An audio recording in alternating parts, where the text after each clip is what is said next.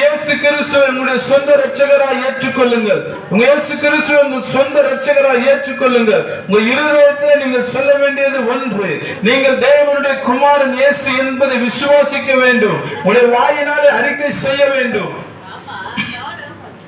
இப்படி நீங்க செய்யும் போது என் ஆண்டவர் இயேசு கிறிஸ்து உங்கள் நடுவிலே வந்து உங்களுக்காக என் ஆண்டவர் இயேசு கிறிஸ்து நன்மைகளை செய்ய ஆயத்தமாக இருக்கிறார்.